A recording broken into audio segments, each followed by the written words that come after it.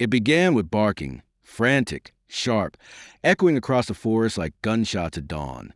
Somewhere in the dense, rain-drenched wilderness of Shenandoah National Park, two German shepherds stood rigid on a narrow ridge. Their bodies trembled, not with fear, but with certainty. Ears up, tails frozen, noses locked on something no human eye could see. Then, as if pulled by an invisible string, they bolted down the slope, straight into a wall of thorns and shadow. Their handler, Sarah Collins, scrambled after them, slipping on moss-slick rocks, heart pounding. She had no clue what they'd just found, only that they were sure. And time was running out. People think rescue dogs follow footprints, Sarah would later say. But that morning, there weren't any, just air, mud, and something science can't fully explain. This story isn't about a lucky break or a miracle. It's about instinct biology, training, and two dogs who did what no drone, helicopter, or GPS system could. This isn't just another animal hero story. This is a moment the dogs outran the storm, the clock, and even death itself. And it started 12 hours earlier with silence. Park Ranger James Wilson wasn't late often. A 12-year veteran of Shenandoah National Park, he was methodical to a fault. Every morning at 6:30 sharp, he checked in by radio from wherever he was patrolling, mountaintop, waterfall, trail, fire, lookout, didn't matter. Except this morning, there was nothing, just dead air. Dispatch called back twice. Still nothing. At 6:42 a.m., a Level 3 search protocol was initiated. The last GPS ping from his patrol truck had registered near Deep Pine Ridge, a remote, rugged section of forest with no cell coverage and terrain so steep it made search teams groan. Temperatures were falling fast. Rain had pounded the area overnight, and every minute that passed made survival less likely. By noon, two thermal drones had come up empty. The signal from Wilson's radio hadn't moved. It was either off or broken. They didn't know if he was injured, unconscious, or already gone. Enter Sarah Collins. Sarah wasn't a park ranger. She was part of an elite K-9 search and rescue team based out of Charlottesville. She'd been working with her dogs, Maverick and Luna, since they were pups. Maverick was a powerhouse, fast, driven, the kind of dog who would charge through fire if you told him someone needed help. Luna was quiet and more methodical, but no less intense. Together, they made a team that had recovered 7 lost hikers from missing children, and once a man with dementia who had wandered 11 miles off trail. Still, even Sarah had doubts about this case. The rain ruined the scent trail. She told the incident commander, "If he's injured and can't move, we're basically searching for a ghost." But ghosts, it turns out, leave clues, just not the kind you can see. That afternoon, while the drone team combed one quad in the forest, Sarah stood on a ridge 2 miles from where Wilson had last been seen. It didn't make logical sense to start there, but instinct told her the scent would drift that way. She'd studied something called scent coning, a rare wind scent dispersion pattern that sometimes pulled human odor far from the source. She trusted her dogs more than any thermal camera. So she gave them the signal. Search. And they did. Now, if you're just joining us and these kind of true animal hero stories move you, take a second to subscribe to Heroes for Animals. We bring you real life-saving moments like this every week. Stories where 4 paws and a beating heart change everything. Back in the forest, Maverick and Luna were locked in. They moved like dancers, fast or precise, leaping over logs, weaving between roots, scaling rocks with zero hesitation. Sarah followed, barely able to keep up, relying on their movements more than her map. For 20 minutes, they cut through underbrush. Then 30. At one point, they paused. Both dogs sniffed the air, tails flicking. Sarah froze. This was what she trained for, the moment when everything went quiet, when instinct overrode logic. Maverick took off first, veering hard left. Luna followed, and that's when they started barking. It wasn't random. Trained canines have a very specific bark when they've located something or someone. It's sharp, persistent, directional, and it doesn't stop. Sarah knew before she saw anything. They'd found him. She crashed through the final layer of brush and saw Maverick standing at the edge of a steep ravine, barking so hard his front paws left the ground. Luna was down on her belly, peering into the shadows below. Sarah dropped to her knees and looked over the edge. What she saw made her blood run cold. 30 feet down, partially hidden beneath twisted branches and soaked leaves, was the motionless body of a man. His uniform was torn. His leg looked wrong, and his radio lay shattered beside him. It was James Wilson, alive or dead. Sarah couldn't tell. She radioed for help, relaying GPS coordinates and requesting vertical extraction support. While the climbing team geared up, Sarah scrambled around the ravine, carving a path down toward him. Luna followed carefully. When they reached the ranger, he was still breathing, barely. His skin was pale, his lips blue. His leg was broken, and he was hypothermic to the point of slipping into shock. But he was alive. Luna lay beside him, not moving, not barking, just watching him as if willing him to hold on. That image of a dog curled around a man she'd never met, keeping him warm with her body, was caught on the GoPro mounted to Maverick's harness. The footage would later go viral, but at that moment, Sarah didn't care about cameras. She cared about minutes because James Wilson didn't have many left. The rescue took another 90 minutes. Technical ropes, medical triage. At one point, Ranger Wilson opened his eyes. They weren't focused, but they moved toward Luna. His lips moved, too. He didn't say, "Help." He didn't say, "Where am I?" He said, "You found me." And she had not just found him, but kept him alive long enough to be rescued. Not because she knew him, not because she was promised a reward, just because that's what she was trained to do, because that's who she was. James Wilson had every reason to die in that ravine. He'd hit his head during the fall, hard enough to crack the bone behind his left ear. His femur was broken in 2 places. His radio was destroyed on impact, leaving him completely cut off from the outside world. Worse, he'd landed in a low, shadowed gully where cold air sank and stayed. With temperatures dropping fast, he had no shelter, no movement, and no way to signal for help. Most people in that situation don't last 12 hours, but somehow he did. And not just because he was lucky, but because 2 German shepherds named Maverick and Luna tracked him through conditions that, by all expert accounts, should have been untrackable. What happened next wasn't just a rescue. It sparked a scientific investigation. After the extraction team lifted Wilson to safety and medics stabilized him, the focus shifted to the dogs. Sarah Collins, exhausted and soaked, sat in the back of a pickup truck beside her K9 partners as rain pelted the roof. She cradled a bottle of water in her hands, still too wired to drink it. A park ranger from another unit sat across from her. He'd seen plenty of rescues before, but this one had him rattled. "How the hell did they find him?" he asked, more to himself than to her. Sarah just looked at her dogs, then at the forest. "I think we're only starting to understand that." In the weeks that followed, researchers from Cornell University's K9 olfaction lab reached out to Sarah. Dr. Nathan Lewis, one of the leading scientists in K9 scent detection, had seen the GoPro footage and wanted access to the full data, weather conditions, terrain maps, the dog's GPS paths, everything. Why? Because what Maverick and Luna had done didn't just bend the rules of tracking. It broke them. Here's what we know. The average search and rescue dog works by picking up ground scent, molecules that fall off the human body, stick to grass, bark, and dirt. But rain washes these particles away. Heat disperses them. Time degrades them. After 12 hours in heavy rain and dense forest, those ground scents should have been gone. But Maverick and Luna hadn't followed ground scent. They'd tracked what's called air scent, microscopic particles still suspended in the air, carried by wind currents. These molecules can linger in unpredictable ways, depending on terrain, humidity, and temperature. They rise and sink, drift left, stall, then spin back like invisible whirlpools. It's a chaotic system no human can see or fully model. And yet, the dogs had read it like a map. Dr. Lewis was stunned. They weren't just following a trail, he said. They were predicting it, anticipating where the scent would go next. That's not just training. That's something deeper. Scientists already knew dogs had about 225 million olfactory receptors compared to a human's 5 million. But what Maverick and Luna did suggested more than just raw power.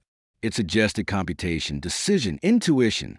Think about trying to find a single second on a stopwatch running for 32,000 years, Lewis explained. That's the kind of detection threshold we're talking about. And somehow these dogs processed that in real time, and it wasn't a fluke. 6 months earlier, Maverick had tracked a lost boy through a carnival ground filled with hundreds of overlapping scents: cotton candy, engine oil, popcorn, people, and still found the child hiding beneath a vendor's trailer.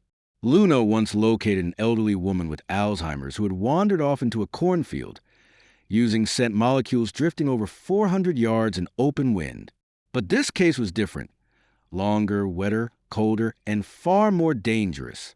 Back in Shenandoah, Sarah had begun receiving letters, not emails, handwritten letters, from strangers, retired K-9 handlers, hikers, veterans, people who had followed the story online or watched the raw GoPro footage on news segments and couldn't believe what they'd seen.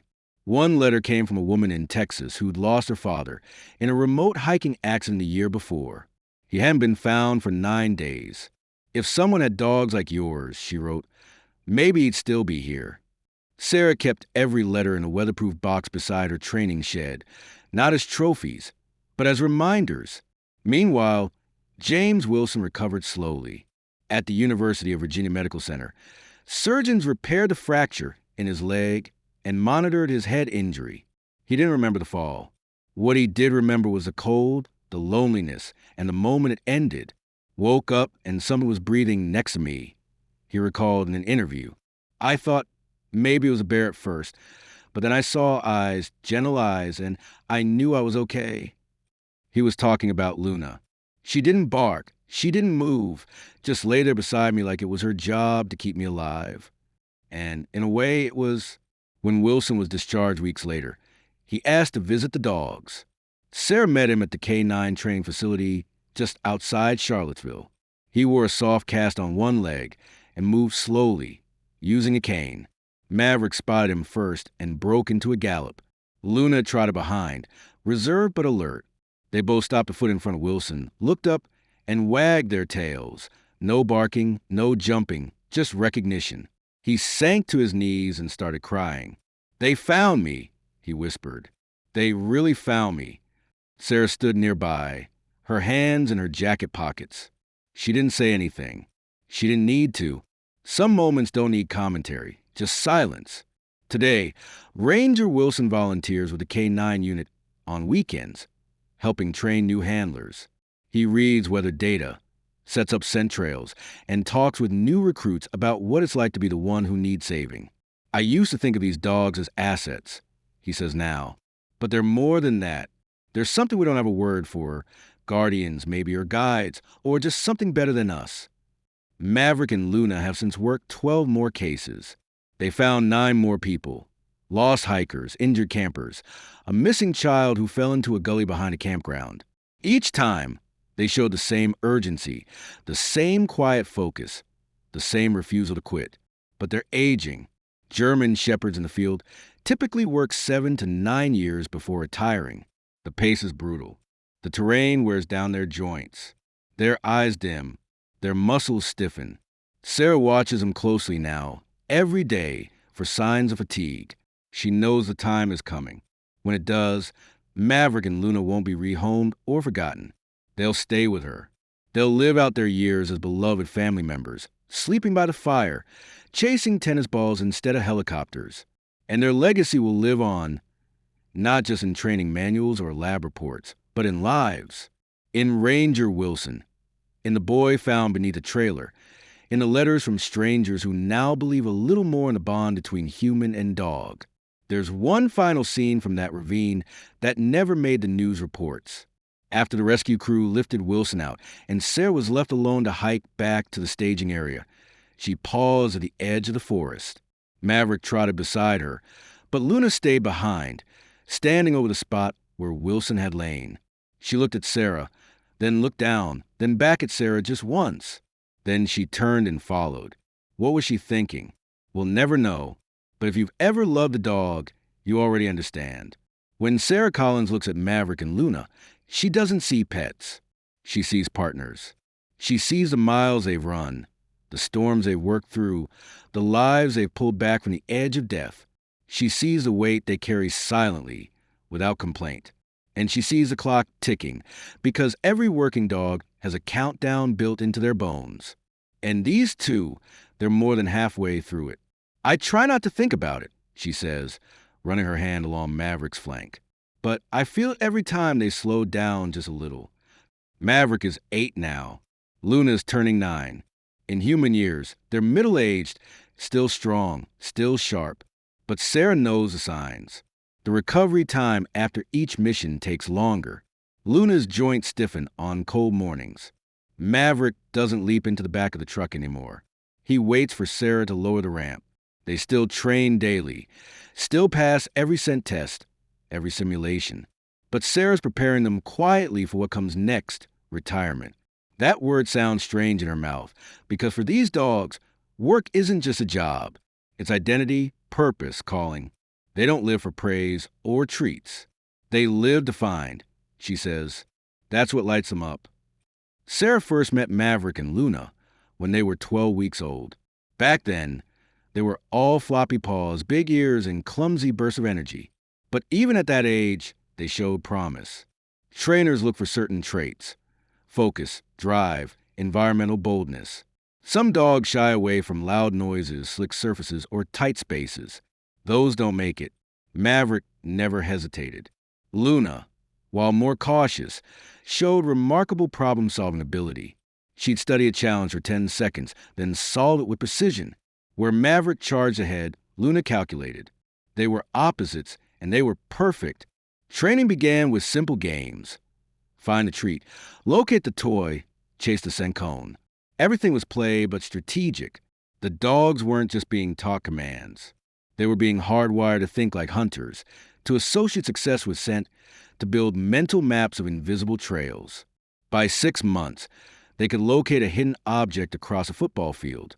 By 1 year, they could identify Sarah's personal scent out of a lineup of 6 handlers. By age 2, they were certified for live search work, and they've been saving lives ever since. There's something special about the bond between handler and canine. It's not like the bond with a house dog. It's more intense, more mutual. Handlers learn to read ear twitches, tail flicks, paw hesitations, signals most people would never notice. Dogs learn to read posture, tone, even breathing patterns. Over time, they develop what animal behaviorists call cross-species communication, a near telepathic connection where intent flows without words. I don't have to tell them where to go, Sarah says. Sometimes I just feel it, and they do too. That connection isn't magic. It's thousands of hours side by side, training in rain, snow, desert heat, riding helicopters, sleeping in cabins, waiting in silence on dark trails. Trust forge in hardship, but it takes a toll. Search and rescue dogs work harder than most humans ever will. Their noses process billions of particles per second. Their brains stay locked into a scent puzzle for hours. Their bodies push through thorns, mud, ice cliffs, all for the chance to find someone who's lost, scared, or dying. And they rarely stop, even when they should. They'll work past the point of injury, Sarah explains. It's our job to know when to call it. She's at close calls. Maverick once tore a ligament jumping a ravine. Luna sliced her paw on broken shale and didn't limp until the mission was done. They don't quit because to them, quitting means failing their person. That loyalty isn't something you can teach. It's bred, selected, passed down through generations of working dogs, going back over a century to the breed's origin. German shepherds were developed in the late 1800s by a German cavalry officer named Max von Stephanitz. He wanted a dog that was strong, smart, obedient, and above all, useful. What he created became the blueprint for police dogs, military dogs, guide dogs, and eventually search and rescue dogs. Maverick and Luna carry that legacy in their blood. But what makes them exceptional isn't just genetics, it's heart. Their most recent mission proved that again. A 10-year-old boy wandered off during a family camping trip. Autistic, nonverbal, afraid of loud sounds. When the family realized he was missing, it was already dusk. Panic set in. Rangers were called. The search began, but the forest was dense. The boy wasn't responding to name calls, and temperatures were dropping. Sarah and her team were deployed at 10:17 p.m. By 11:03, Luna had locked on scent. She veered off trail, bushwhacking through briars. Maverick followed. They led Sarah nearly half a mile east, away from the main search zone, into a thick stand of pines. And there, tucked inside the hollow of a fallen tree, was the boy, barefoot, shivering, eyes wide. Luna didn't bark. She crawled in beside him and lay down. The boy reached out and touched her collar. He smiled. These moments don't always make the news. But for the families, they're everything. That boy's mother still sends updates. Photos of him holding a stuffed German shepherd, birthday cards for Luna, emails full of gratitude. Sarah prints them all, adds them to the box. But the stories aren't always joyful. There are missions where they arrive too late, where the dogs find someone the way no one wants them to, where the body is cold and the grief is fresh. All Sarah can do is sit in the dirt with her dogs and breathe through the weight of it. And even then, she says, the dogs don't flinch. They stay. They always stay. Like they understand that just being there helps. Sarah often wonders how much they know. Do they sense sorrow? Do they carry it? She's read the studies about dogs processing human emotion in the same brain regions they process their own, about how canines can detect stress hormones, read facial expressions, even adjust their behavior to comfort someone crying. But she doesn't need a study. She has Maverick, who sits a little closer when she's hurting, and Luna, who once stood guard at the hospital room door while Sarah sat with her dying father, refusing to move until he passed. The end will come. Eventually, one day, Maverick won't respond to the search command with that joyful lunge. One day, Luna will lift her head from the porch and decide to stay in the sun instead of following the truck. Sarah dreads that day, not because she fears life without them. She knows they'll always be part of her, but because she fears the silence, the absence of that energy, the feeling of standing at a trailhead without them. People think the hard part is losing them, she says. But the hard part is knowing how much they gave and knowing I can never fully repay it. When that day comes, she plans to retire their vests, mount them in shadow boxes, and hang them in the K9 trailer. Future dogs will train under their legacy. New handlers will ask about their stories, and Sarah will tell them, not to impress, but to inspire, to show what's possible. Because Maverick and Luna didn't just find people. They found something in all of us, something quiet, primal, hopeful, a reminder that in the darkest places, someone is still searching. Long after sirens fade, after the news vans pack up, and the forest goes quiet again, what remains? For most search and rescue missions, the answer is simple: a file closed, a name checked off, a thank you card mailed. But when the story involves Maverick and Luna, the impact doesn't stop at rescue. It ripples. It teaches. It transforms. 3 weeks after the Deep Pine Ridge mission, the one that brought James Wilson back from the edge, a message arrived at the Shenandoah K9 Command Center. It wasn't a formal letter or an award from the Park Service.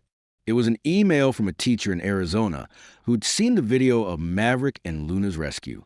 She'd shown it to her 6th grade class during a lesson on working animals. What happened next surprised even her. The kids didn't just ask about dogs, she wrote. They asked about scent trails, air currents, teamwork, empathy. They wanted to know how Luna knew to stay beside the man. One boy said she knew he was sad, even if he couldn't talk. That comment stuck with Sarah because it was true.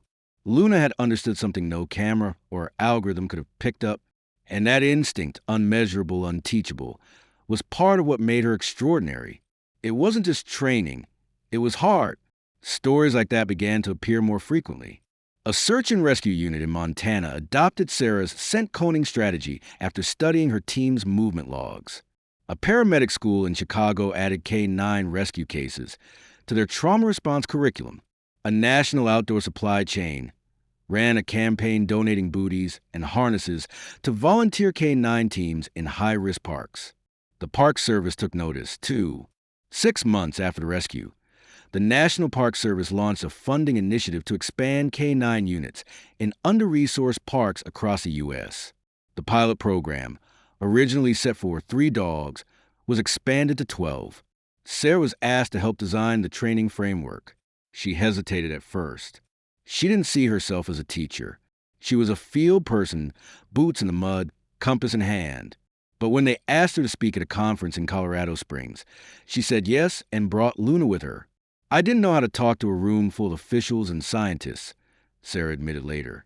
So I let Luna do the talking. Halfway through presentation, Sarah gave a live demonstration of scent identification using clothing samples and terrain cues. Luna located a hidden glove in under 3 minutes, moving calmly and confidently through the crowd. The room stood up and applauded. Afterward, one of the organizers approached her with tears in her eyes. "My brother went missing in Utah 10 years ago," she said. "No dogs were sent out. It was too remote. If someone had sent a dog like her, maybe we wouldn't have had to wait 8 years to find him." Sarah didn't know what to say. So she let Luna sit beside the woman, nose against her hand, eyes calm. That's the thing about these dogs. They don't just search. They listen. They understand grief in a way most people can't. In the months that followed, Maverick and Luna became unofficial ambassadors for working dogs nationwide. Their footage was used in training modules. Their scent cone mission was featured in a university's AI modeling study, comparing canine efficiency to drone technology. Spoiler, the dogs still won. A small nonprofit named Scent of Hope was founded in their honor, dedicated to providing scent-trained canines to communities in need. Sarah had no part in creating it. She just got a call one morning. "Hey, we named it after your story." She smiled. "I guess that story isn't mine anymore," she said. "It's everyone's now." But for all the public attention, Sarah's favorite moments are still the quiet ones, like sunrise hikes with the dogs when no one's around, like watching Luna roll on her back in a dewy meadow, or hearing Maverick's low, sleepy sigh as he curls up after a long day. They're just dogs, after all, but also not just dogs. When local kids visit the training center, Sarah always starts with the same line. "You probably think rescue dogs are superheroes." They nod wide-eyed, but you know what they really are? Silence.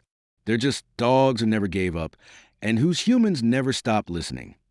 She teaches them how to read the wind, how to check the terrain, how scent moves like water, pooling and flowing in ways you can't always predict. And then she lets the kids pet Luna, which, of course, they all line up for. Back at home, the wall of finds grows longer. It's not flashy, just a corkboard in Sarah's hallway where she pins a photo or a map or a note from every successful mission. One card reads, "To the dogs who found me when I couldn't find myself." That one came from a teenage girl who ran away after a fight at home and spent 2 nights in the woods. She wouldn't talk to anyone, except Luna. Sarah knows there will come a day when Maverick can't track anymore, when Luna can't leap logs or climb hills, when her joints stiffen, when their hearts, those engines of devotion, slow. But their impact, that doesn't retire. It echoes in every student who learns about scent science, in every rookie handler who trains harder because they watch that body cam footage, in every hiker who straps on a beacon or tells someone their route just in case, because they know someone might come looking. James Wilson knows that better than anyone. He still visits once a month, brings treats, checks in, sometimes just sits with Luna on the porch and watches the sky. "They didn't just find me," he says. "They change how I think about life, about loyalty, about paying attention to the quiet things." He's working on a memoir now, not about his job or even his rescue. It's about what he calls a pause, the moment between being found and being saved, the moment when you're still broken, but someone's already beside you. He dedicates the book to Luna. Not long ago, Sarah received an email from a handler in Oregon. His dog had recently passed away after 7 years of search work. He'd watched every video of Maverick and Luna he could find. He asked one question, "How do you know when to let go?" Sarah didn't answer right away. She thought about the missions, the pain, the miracles.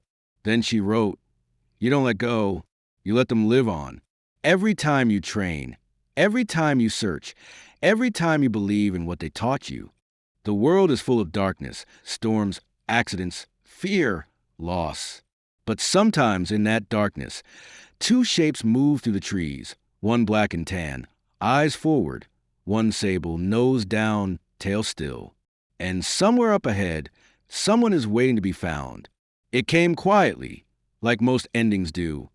No dramatic collapse, no single moment when the leash was hung up for good, just a slow, almost invisible shift in rhythm. Maverick began sleeping longer after missions. Luna hesitated before jumping into the truck. Sarah started watching them more closely during training sessions, taking mental notes she didn't want to write down. At first, she told herself it was just the weather, a little stiffness from a cold front, a sore paw from a rough trail. But the truth was harder. The dogs were aging out their calling, and Sarah had to face it. People think the hardest part is the last rescue, she says. But really, it's the weeks before, when you know the end's coming, but no one says out loud. Maverick was 9, Luna almost 10. Most working German shepherds retire between 8 and 10 years old, depending on their health. Some go longer, but only with strict limits and reduced workloads. Sarah couldn't risk it. Not with the terrain they covered, not with what she owed them. She scheduled their final active mission on a cool April morning. It wasn't dramatic, a training assist with new recruits in Rockingham County. No missing persons, no helicopters. Just a mock search scenario in a wooded preserve with planted scents and hidden volunteers.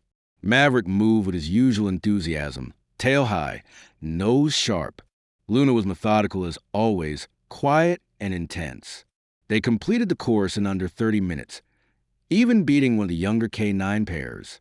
But when it was over, Sarah didn't call for a second round. She crouched beside them, hands in their fur, and whispered, "That's it. You did it. You're done." She tried to keep her voice steady. She almost did. Back at the trailer, she opened a small wooden box she'd been saving for the occasion. Inside were 2 custom leather collars, one embossed with Maverick 2015 to 2024, and the other Luna 2015 to 2024. On each one was a brass tag shaped like a mountain ridge. On the back, a single word, "Found." She placed them around their necks. And for the first time in years, she wept. Retirement looks different for working dogs. They don't clock out and reminisce over drinks. They don't give farewell speeches or cash out pensions. They just stop and wait to understand what that means. For Maverick, the transition was easy. He became a porch sleeper, a bone collector, a squirrel watcher. He gained 5 pounds and discovered the luxury of sleeping in on rainy mornings. Luna struggled. She paced during training hours, whined when Sarah left with the younger dogs, brought her leash to the door every day at 6 a.m. The hardest part of retiring a dog like Luna isn't physical. It's emotional.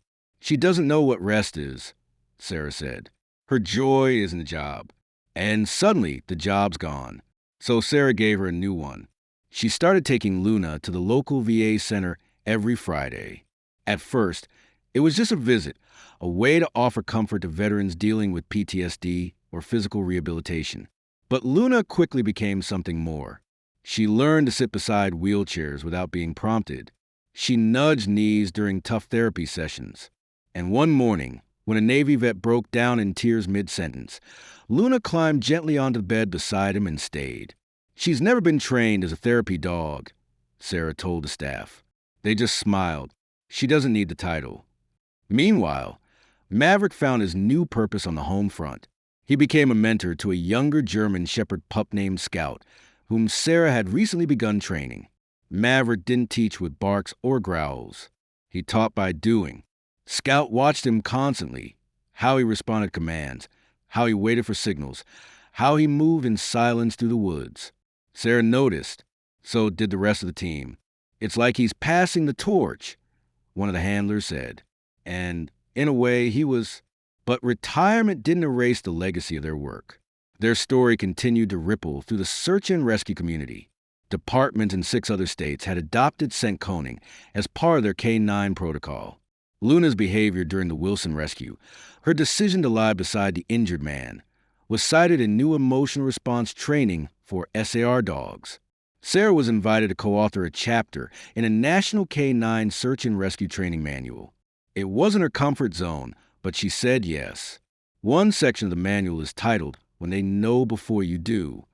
It describes moments when dogs make decisions without cues, moments based on trust, not commands. The example? Luna, breaking protocol to follow a scent trail that no drone could see.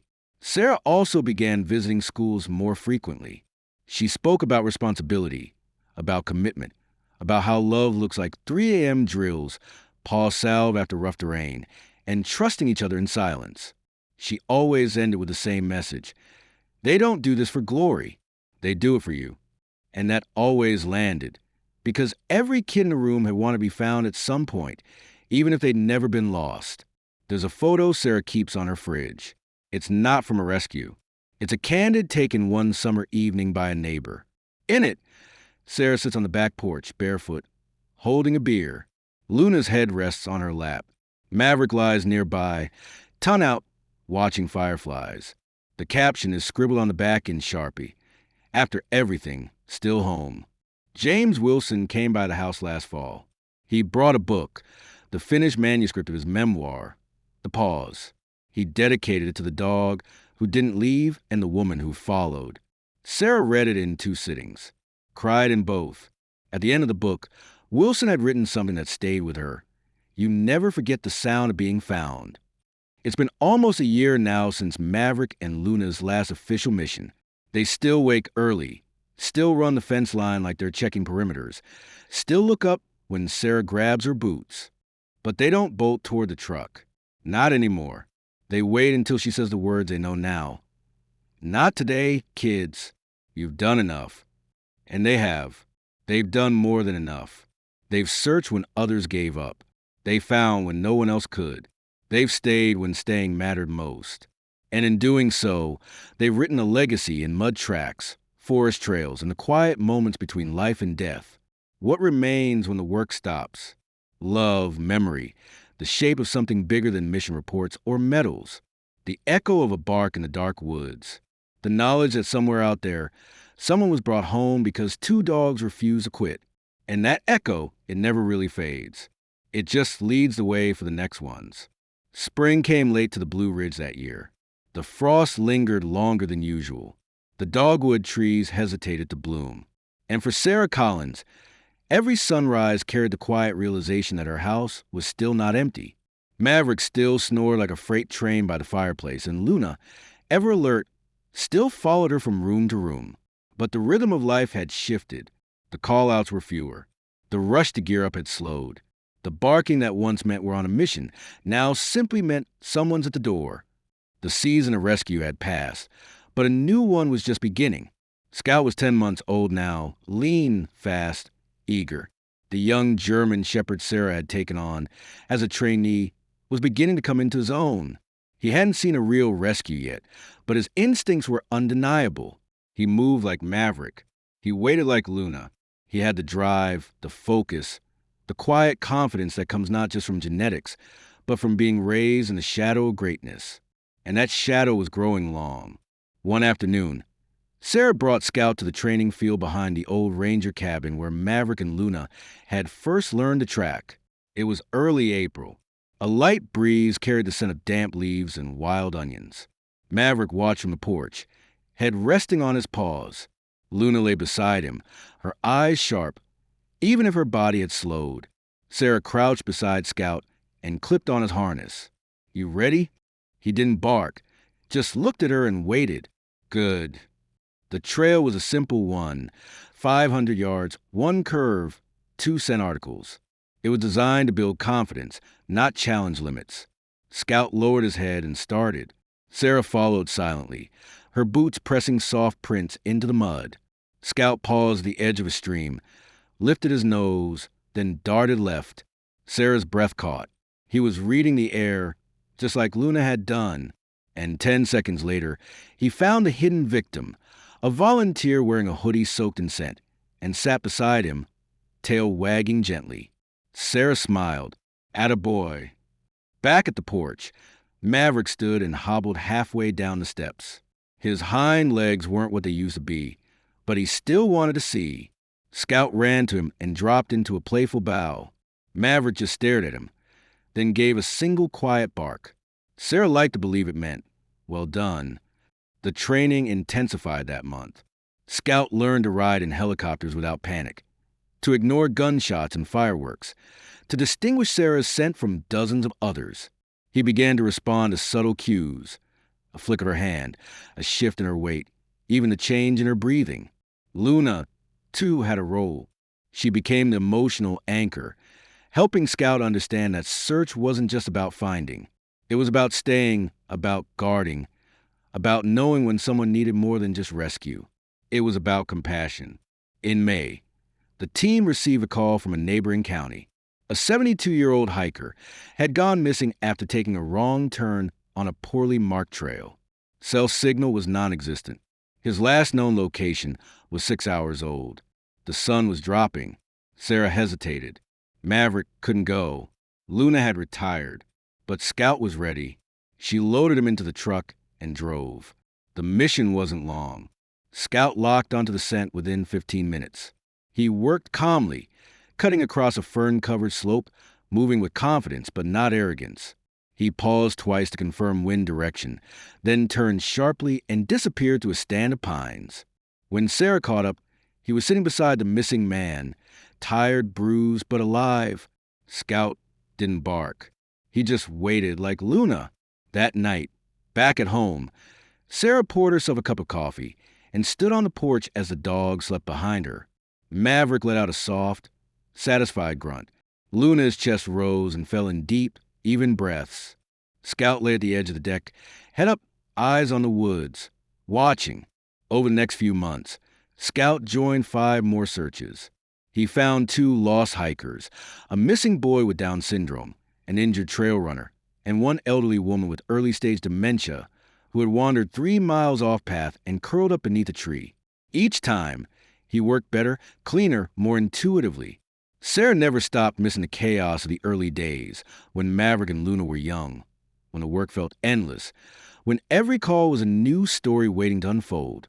But she also never stopped being amazed, because even after all the lives saved, after all the stories told, something in this work never got old. Something in it always felt holy. One evening, she opened a package that had arrived without warning. Inside was a framed photo, a screenshot from the body cam footage during the Wilson rescue. It showed Luna standing at the edge of the ravine, ears forward, body tense, staring down at what no one else could see. There was a note tucked behind the frame. It was from James Wilson. He'd found the photo in an old archive drive and wanted her to have it. At the bottom, he'd written, "Some angels bark." Sarah hung it above her desk.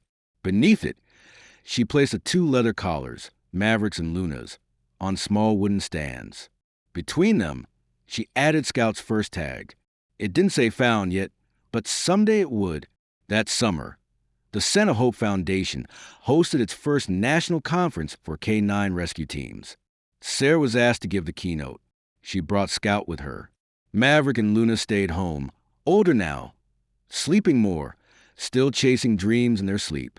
But their presence was felt.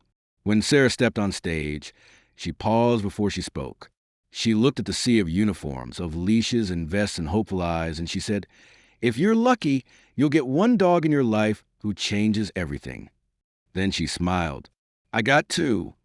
She told him about the cold nights, the false trails, the miracles, the heartbreaks, the way dogs will search through thorns and rivers and wind tunnels just because they believe you need them to. She told him about Scout, and she told him about Luna, how she didn't bark when she found Ranger Wilson, how she just stayed. After the conference, a young handler approached her with tears in her eyes. "I lost my first dog last month," she said. "I wasn't sure I could keep doing this." Sarah handed her a small patch she kept in her bag, a stitched paw print over a compass. It read, "Keep searching. They'd want you to." The young woman hugged her, and Sarah knew the next generation was ready. These stories don't end. They pass forward, from one paw print to the next, from handler to handler, dog to dog, heart to heart. You don't really finish this work. You just pass the leash. And maybe that's the most lasting legacy of Maverick and Luna. Not just the people they saved, or the trails they cleared, or the techniques they pioneered, but the lives they inspired, the hands they steadied, the ones they made believe again. Because in a world full of unknowns, fear, and darkness, there is nothing more comforting than the sound of paws breaking the silence. coming for you. Thank you for walking with us through this story, from the first bark to the last quiet moment. Whether you're a dog lover, a rescuer, or someone who's ever felt lost, we hope this journey meant something to you. And now we want to hear from you. Have you ever experienced a moment when an animal seemed to understand you better than any human could? Drop your story in the comments. We read every one. And don't forget to subscribe to the channel for more true, powerful stories where animals become heroes in ways no one expects. Until next time, stay safe and never stop believing in the ones who never stop searching.